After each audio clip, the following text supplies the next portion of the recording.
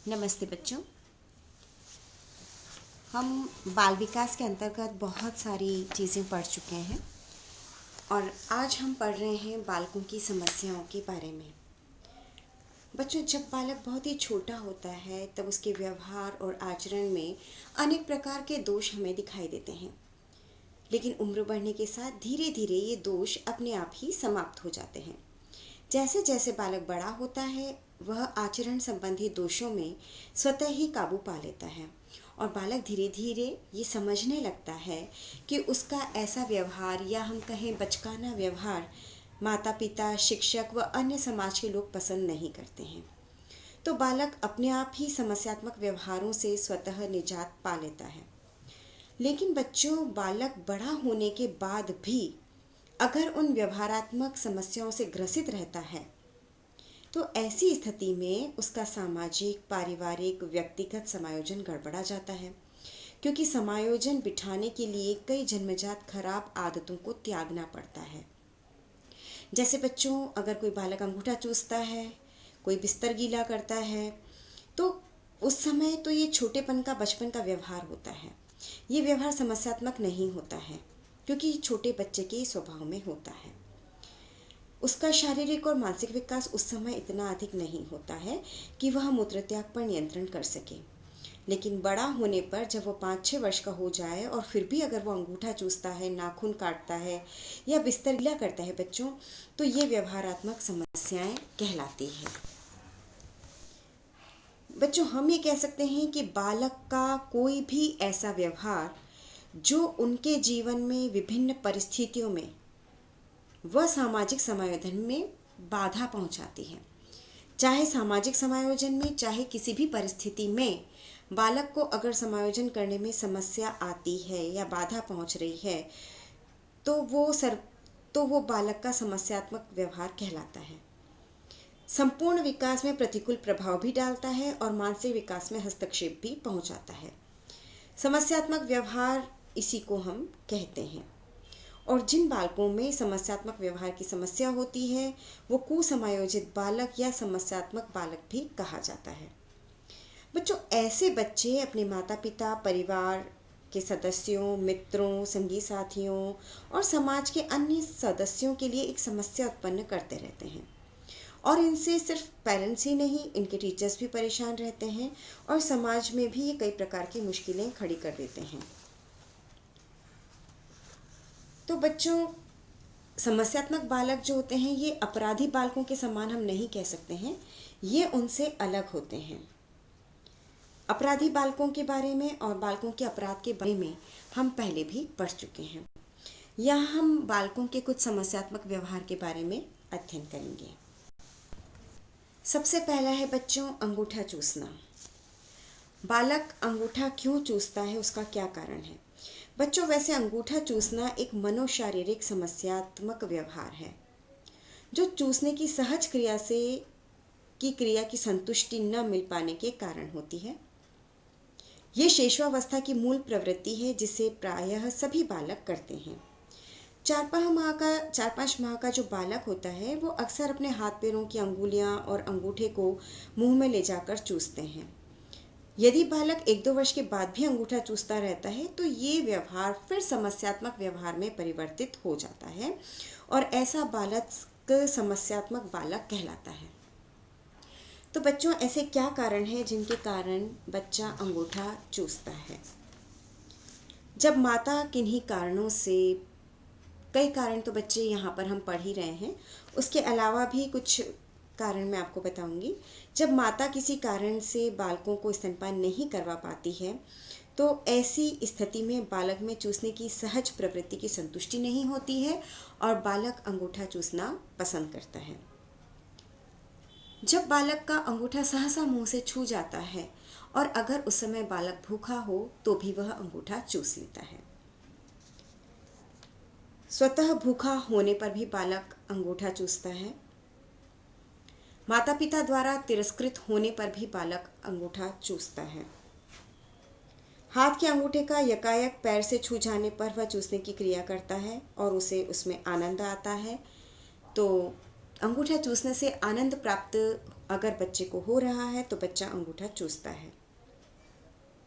जब बालक का पेट नहीं भर पाता है स्तनपान द्वारा तब भी बालक अंगूठा चूसता है। जैसा कि हमने यहाँ पढ़ा कि माता पिता द्वारा तिरस्कृत होने पर भी बालक अंगूठा चूसता है। तो जब माता पिता का अपने बालक के प्रति उपेक्षापूर्ण व्यवहार रहता है, उसे पूरा प्यार दुलार नहीं मिलता है, मानसिक अंतर्द्वंद व उलझन में रहता है, तब भी वह अपने तनाव को कम करने के लिए अंगूठा चूसता है। असुरक्षित महसूस करने पर और आवश्यकताओं की संतुष्टि नहीं होने पर भी बालक अंगूठा चूसता है। कई बार बच्चों ऐसा भी होता है कि जब बालक को बात बात पर डांट फटकार मिलती है तो भी बच्चा अंगूठा चूसता है, और कई बार बड़ों का ध्यान अपनी ओर आकर्षित करने के लिए भी बच्चा ऐसा करता है। बच्चों, बात यह आती है कि अंगूठा चूसने की क्रिया का निवारण किस प्रकार किया जा सकता है। बालकों में प्रारंभ से ही अंगूठा चूसने की प्रवृत्ति का विकास किया ही नहीं जाना चाहिए, ताकि बालक अंगूठा चूसे ही नहीं, और बालक अपने मुंह में अंगूठे और अंगुलियों को डाले तो उसे तुरंत बाहर निकाल देना चाहिए। ऐसा बार बार करने से बालक को अंगूठा चूसने से मिलने वाला आनंद नहीं मिल पाएगा और अपने आप ही बालक अंगूठा चूसना छोड़ देगा। बालक को अंगूठा चूसने की प्रवृत्ति मार पीट कर या डरा धमका कर नहीं छुड़वाना चाहिए। 1-2 वर्ष का बालक अगर अंगूठा चूसता है तो उसके हाथों में छोटी सी थैली पहना करके भी हथेलियों को बांध दिया जा सकता है, जिससे कि वो अंगूठा नहीं चूसेगा। बच्चों, सबसे महत्वपूर्ण बात यह हो जाती है कि बालक किस कारण से अंगूठा चूस रहा है। इस क्रिया का पता लगाना, इन कारणों का पता लगाना और उन कारणों को दूर करने का प्रयास करना। बालकों को समय पर भोजन देना चाहिए, उन्हें बिल्कुल भी भूखा नहीं रखना चाहिए ताकि वो अंगूठा चूसे ही नहीं। हर माता को अपने शिशु को स्तनपान अवश्य करवाना चाहिए और एक निश्चित अंतराल पर करवाना चाहिए, जिससे कि अंगूठा चूसने की प्रवृत्ति डेवलप ही नहीं हो। बालक को कभी भी घर पर अकेला नहीं छोड़ना चाहिए, इससे उसमें असुरक्षा की भावना होती है और वो अंगूठा चूसने लगता है। बालकों के लिए खिलौनों की पर्याप्त व्यवस्था करनी चाहिए, जिससे कि बालक का ध्यान खिलौनों की तरफ बढ़ जाए और बालक अंगूठा चूसने की क्रिया करे ही नहीं।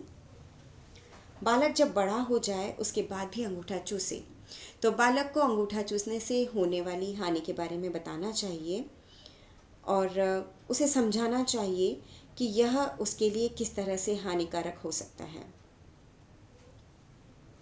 बच्चों को आदत को छोड़ने के लिए प्रोत्साहित करना चाहिए, लाड़ प्यार देना चाहिए, और अगर फिर भी बालक नहीं छोड़ पाता है तो मनोचिकित्सक को दिखाना चाहिए।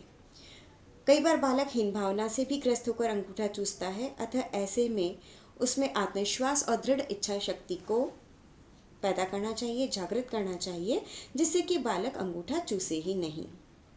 और बच्चों, जो ये अंगूठा चूसने के अभ्यस्त बालक होते हैं उनको सदैव किसी न किसी कार्य में लगाए रखना चाहिए, जिससे कि उनका मन तथा अंगूठा दोनों ही व्यस्त रहेंगे, और दोनों व्यस्त रहने से बच्चा अंगूठा चूसना छोड़ देगा।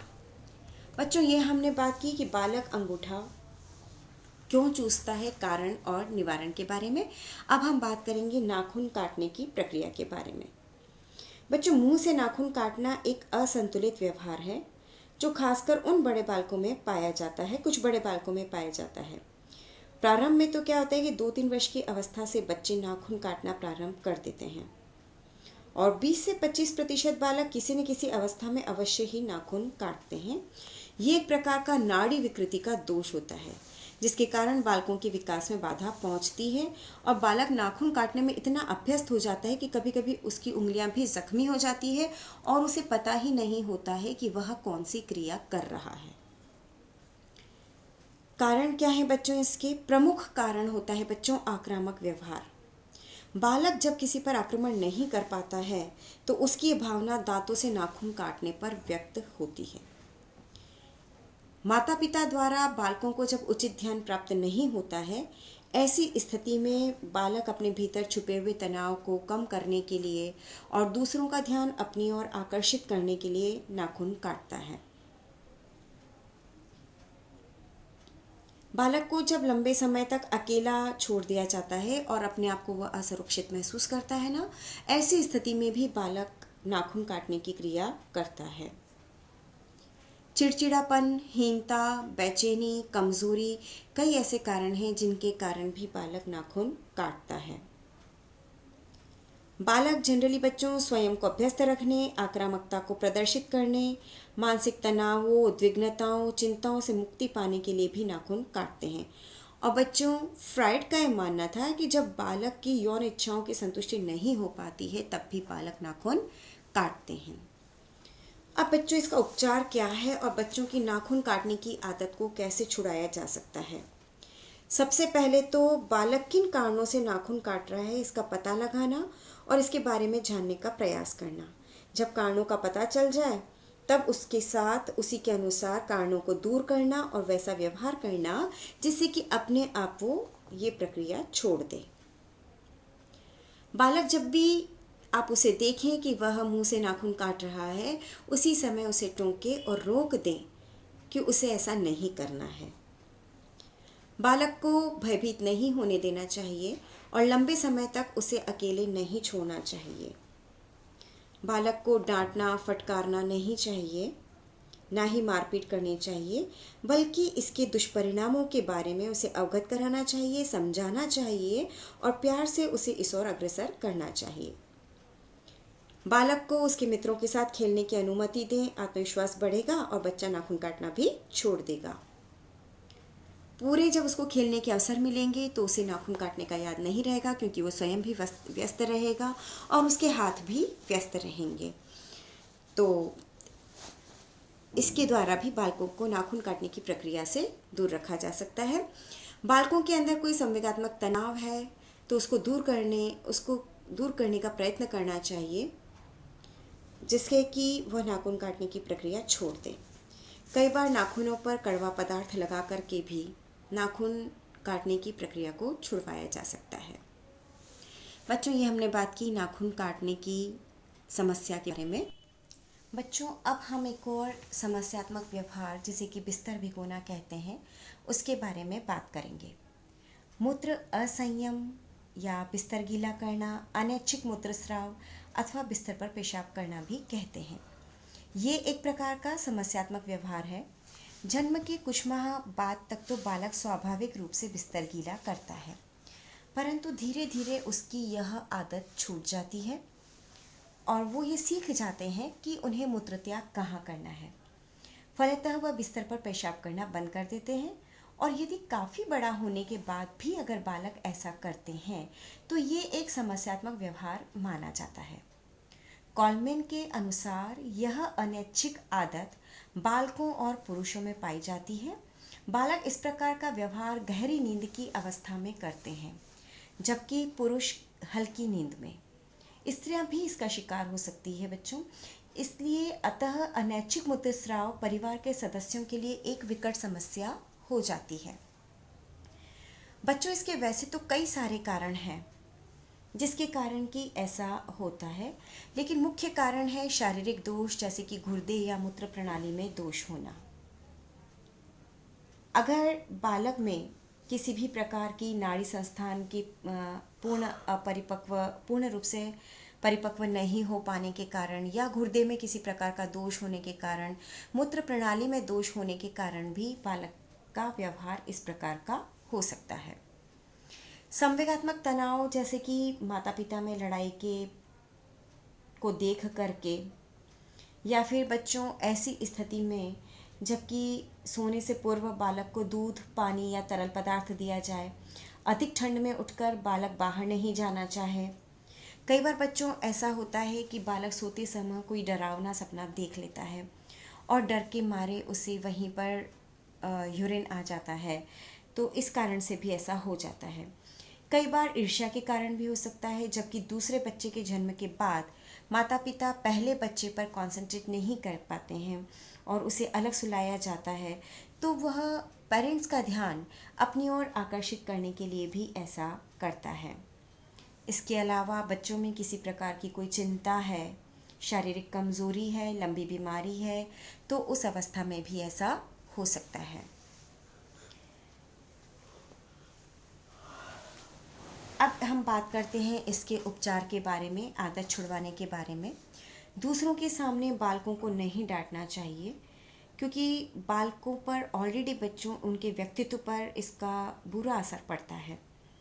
वो हिम ग्रंथियों से ग्रसित हो जाते हैं। माता पिता अक्सर अपने सगे संबंधियों के यहाँ जाने से कतराते हैं, क्योंकि वहाँ उन्हें उपहास का पात्र बनना पड़ता है।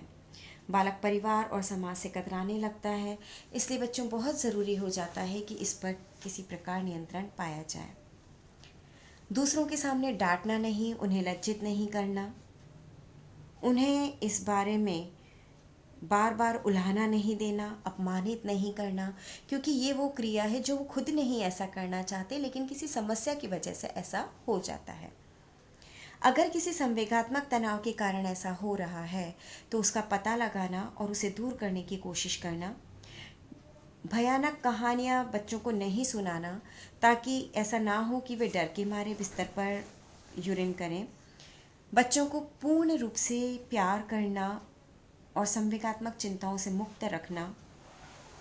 यदि बालक छोटा है तो उसे बार बार रात्रि में उठा करके मूत्र त्याग करवाना। सोते समय बालकों को ठंडा पेय पदार्थ नहीं देना। बालकों में यह आदत डालना कि सोते समय वे मूत्र त्याग करके ही सोएं। बालकों के अंदर आत्मविश्वास जागृत करना और उस समस्या के निराकरण की पूर्ण कोशिश करना। बालकों के साथ सहानुभूतिपूर्वक व्यवहार करना। मूत्र संस्थान में, गुर्दे के संक्रमण में या किसी प्रकार की बीमारी होने पर ऐसा अगर हो रहा है तो चिकित्सक को दिखा करके इलाज करवाना। बच्चों, हमने आज बालकों की 3 मुख्य समस्याओं के बारे में अध्ययन किया, जिसमें अंगूठा चूसना, नाखून काटना और बालकों द्वारा बिस्तर का गीला करना था। धन्यवाद।